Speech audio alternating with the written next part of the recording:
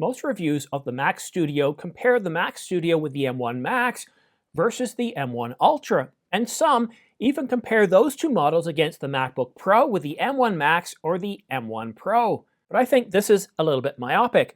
In my review video, I'm going to compare the M1 Ultra Mac Studio against a MacBook Air and a 2015 MacBook Pro. At first, this might seem a little bit strange. Why am I comparing these three very dissimilar machines? Well, not only do I have all three of these machines, but a lot of people have hung on to the old Intel machines, the 2015 MacBook Pro. They didn't like what Apple did with the 2016, 2017, and 2018. And they're wondering, is now the time to go ahead and upgrade to the new ARM 64-bit M architecture? The MacBook Air is a laptop that I've been running on this channel for over a year. I've done well over 250 videos using that laptop, recording in 4K, 10-bit 422, and I've even recorded and edited some 8K, so I'm very much experienced with the level of capabilities of that laptop. And now, having run with the Mac Studio for the better part of only half a week, wow, I've noticed some really interesting tests, and the purpose of this video is to help you understand which machine would be better for you and your workflow. I'm going to have multiple different tests in this video. I'm going to look at 4K workflows, both 10-bit and 8-bit. I'm also going to look at short videos that are no more than 5 to 10 minutes long. And then I'm going to look at more complex videos or films that are 21 minutes long that are shot in 10-bit 422, 4K, that have 8K footage, 8K time-lapse, that have several hundred clips. And for those of you who wonder what this machine is going to be like to work with, really intensive workflows, well, I'm going to show you some of my tests with films that are an hour and 42 minutes long. Again, 10-bit 422, a mixture of 8K oversampled 4K as well as 8K video with tons of color grading effects, with tons of other special effects, and then a test of 8K video. The MacBook Pro 2015 that I'm going to be testing with has Big Sur on it. It has a 512 gigabyte SSD and 16 megabytes of RAM. It's a pretty good machine, but it's getting a little bit dated. The MacBook Air that I have is, well, it's the entry-level one. The MacBook Air also has Big Sur on it. It has a 512 gigabyte SSD, and its memory, well, it's only got 8 gigs of RAM. And it's using the 7-core GPU version, so that's the entry-level MacBook Air. The Mac Studio, well, it's the entry-level Mac Studio with the M1 Ultra, so that's 64 gigs of RAM, and that's 1 terabyte of storage. I didn't upgrade the storage because, well, I'll explain later why I'm doing that, but I believe strongly in using external storage, high-quality external storage over high-quality internal storage, and I'll make my argument for that in just a little bit. This first video test was shot on the Canon EOS R5 with a Ninja 5, and the storage used was an Atomex 1 terabyte. The video, 6 minutes and 41 seconds long, shot in 4K 8-bit.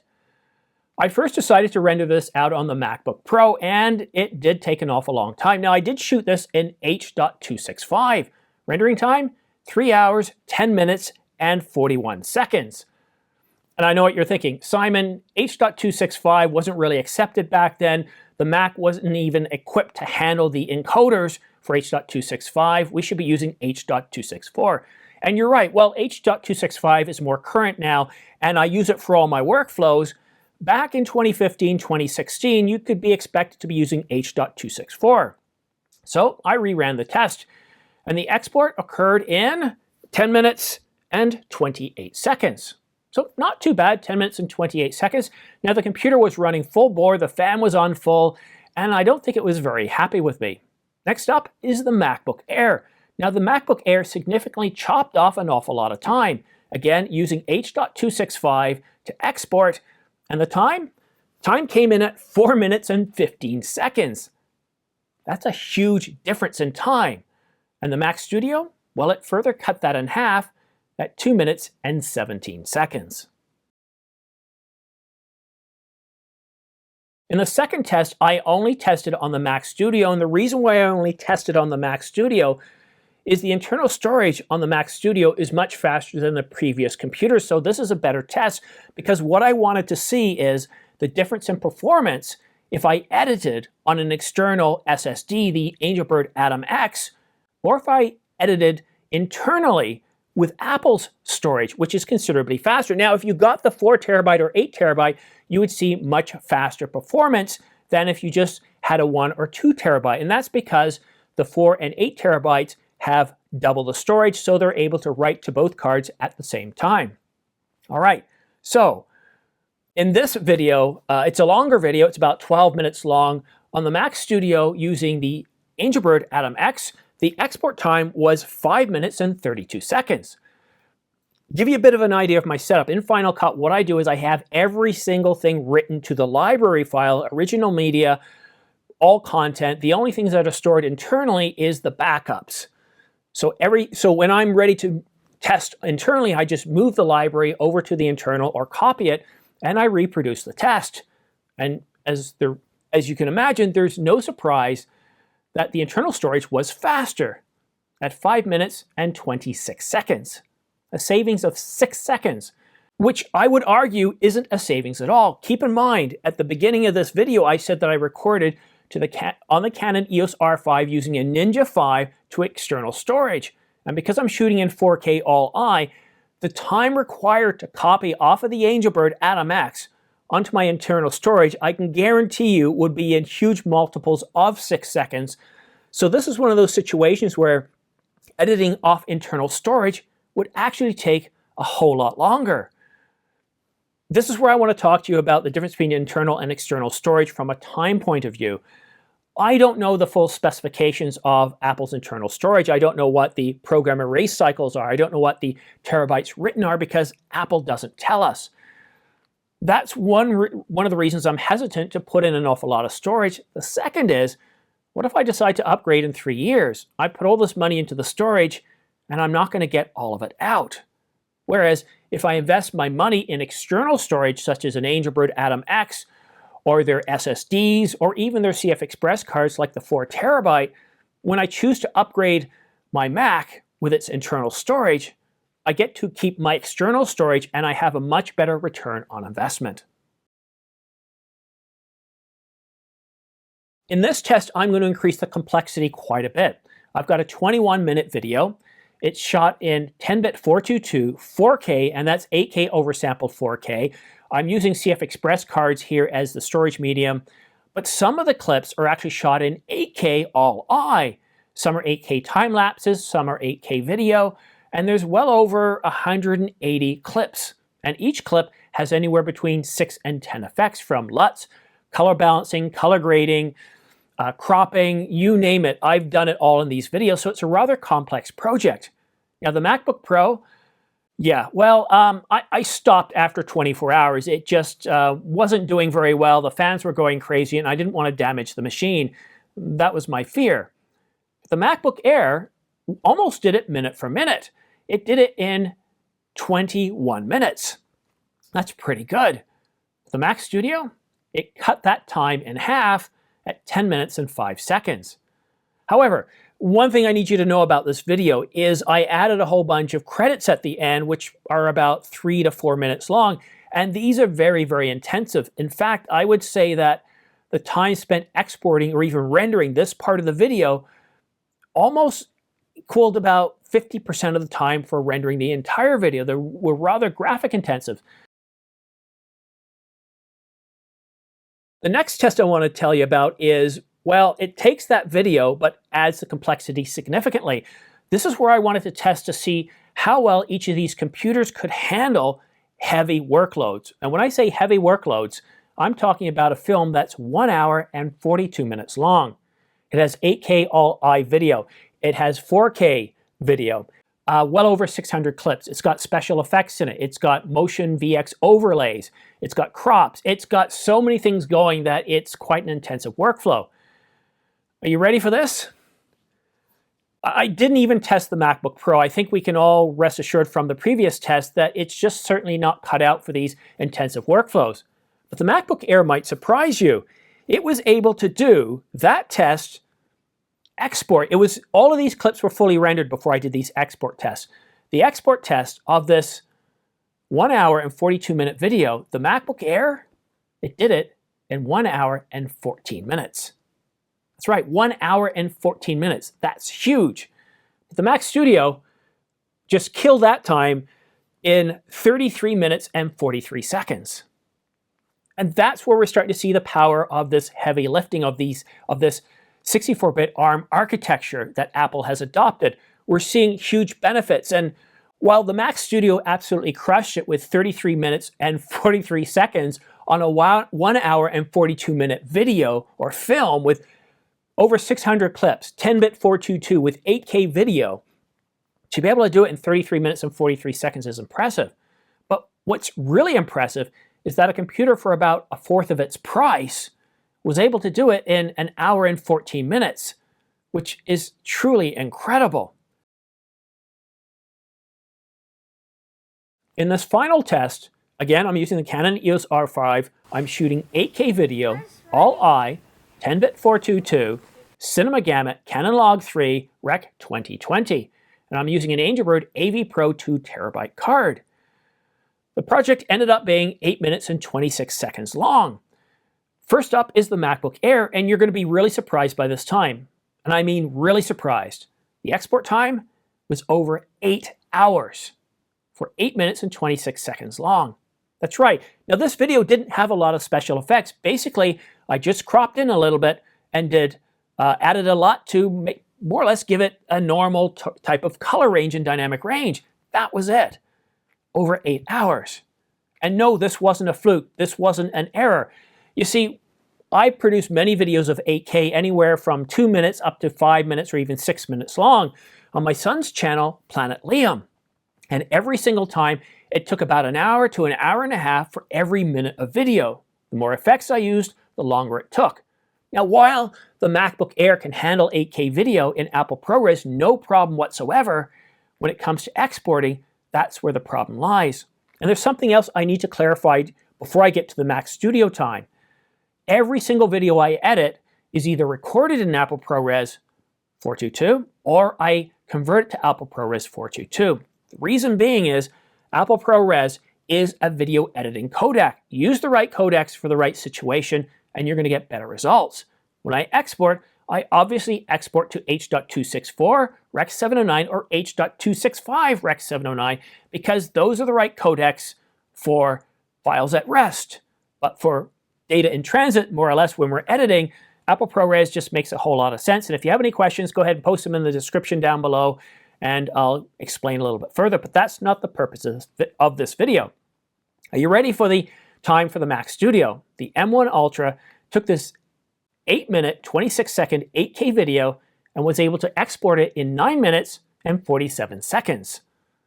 That's pretty good. It's not quite one-to-one, but it's basically for every 1 minute of 8K video, it was able to export it in 1 minute and 14 seconds long. That's pretty impressive. I was truly amazed by the level of performance, but I really wasn't surprised. And the reason why, I've had the MacBook Air for a year. I've seen the level of performance that M1 chip is able to deliver in 4K, in 8K oversample 4K at 30 frames per second, 60 frames per second, all I, 10-bit 422, Canon Log 3. It's truly amazing. And yes, I understood going into this test that the MacBook Air wasn't going to be able to do 8K video very well. But I also knew that the M1 Max and the M1 Ultra have special 8K encoding engines with them. They have regular video encoding engines, and the Ultra double those up. So I was expecting a certain level of performance. So when I go back and look at everything in this video, and I hope this helps you in your buying decisions, if you're currently on an Intel Mac, like the MacBook Pro, the 2015, we can see a huge level of performance when it comes to H.264 or H.265. But you don't have to go to the Mac Studio M1 Ultra to get really good performance. And this is how I'd like to break things down a little bit for you. If you truly are an ordinary filmmaker or photographer, you're a mom, you're a dad, you're a student, you're a grandfather, you're about to retire, you're a grandmother, or you're a parent and you want to document your kid as he's being born and moving through life. If you're going to be producing a couple of videos a month, half a dozen videos a year, or maybe 24 videos a year, you don't need to worry about getting your videos done in 2 or 3 minutes.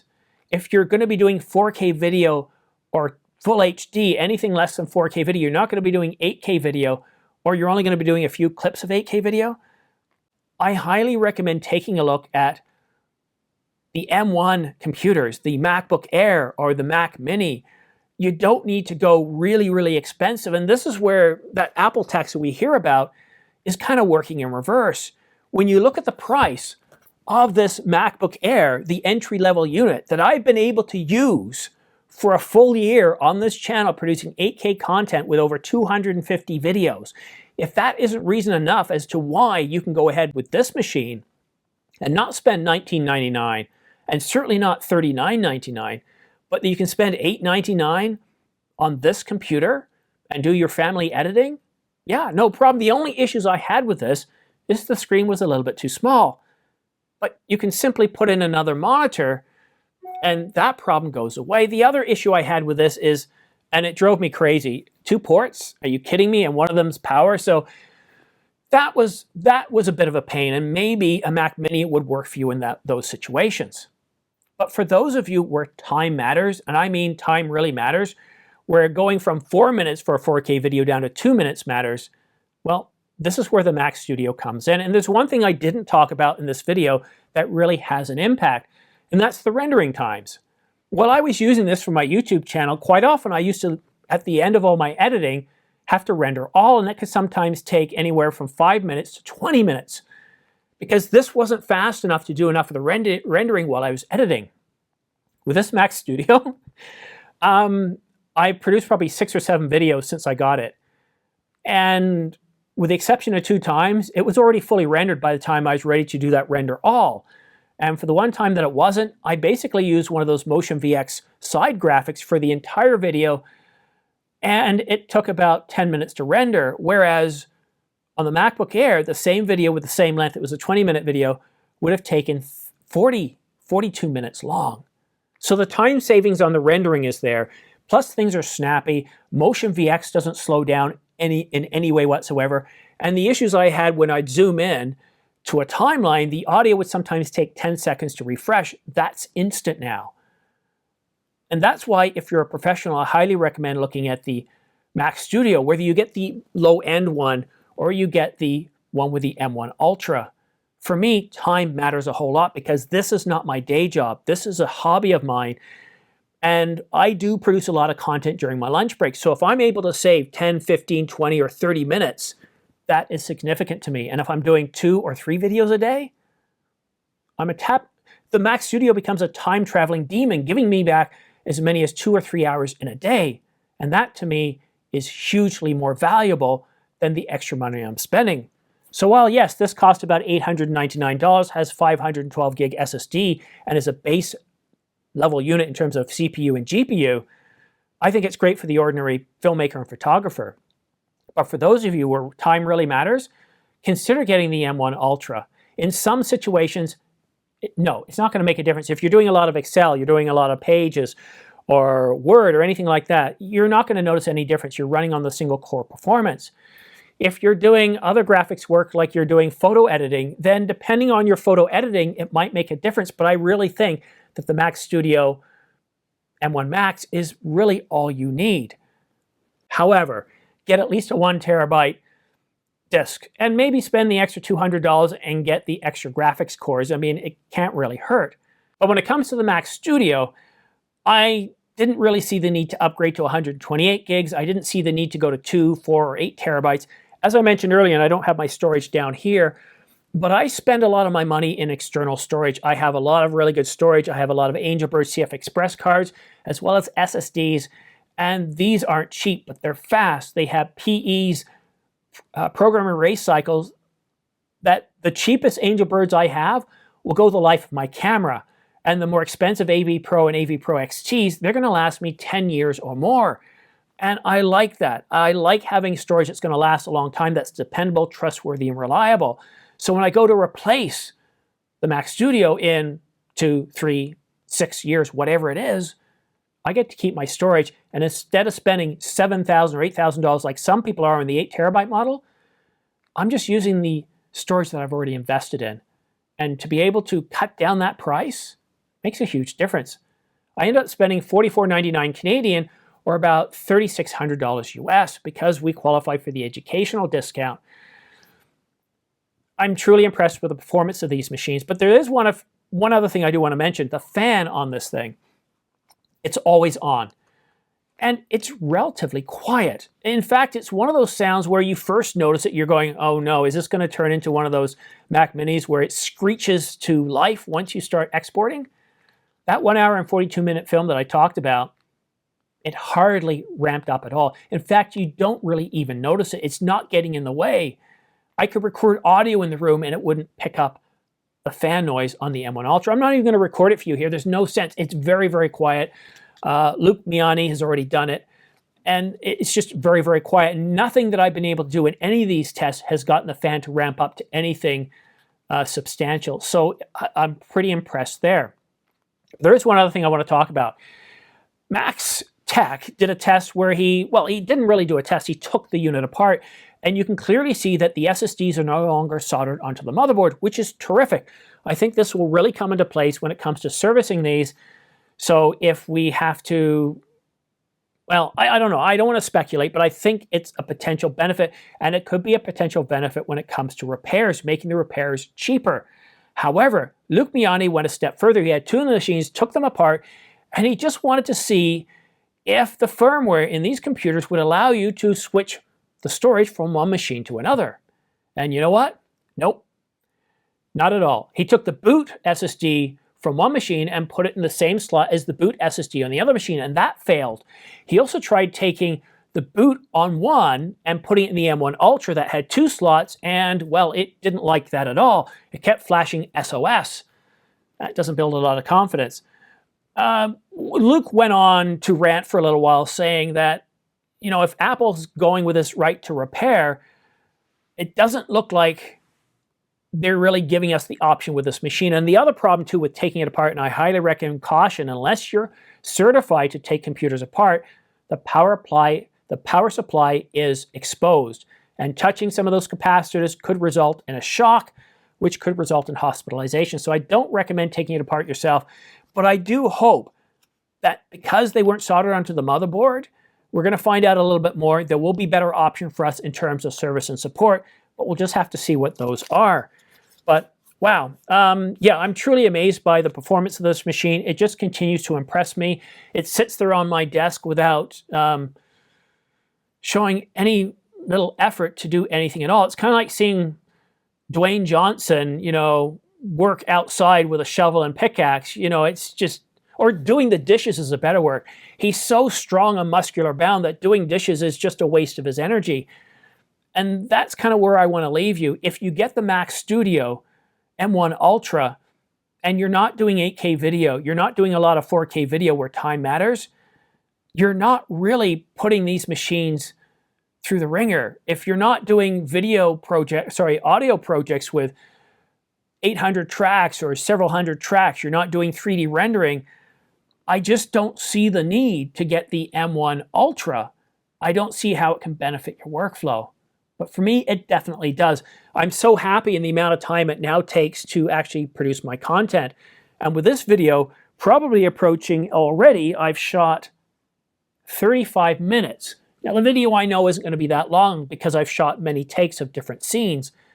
But when I have to edit this upstairs and when I have to export it, I feel, that's why I'm smiling, because I know I don't have to put nearly as much time into it. And I also know that this video isn't going to get a lot of views because my channel is aimed at camera news and rumors. And if it's not talking about the latest Canon EOS R1, the Nikon Z9, or the latest Sony, they just don't get more than a couple of thousand views. But still, I think this is very important for those doing video editing, for those who want to maximize their time. And if you have any questions for me in any way whatsoever, you want me to do some other tests with it, let me know in the comment section down below, and I'll see about doing those tests. But that's it for now. Thank you so much for watching. We'll see you again soon.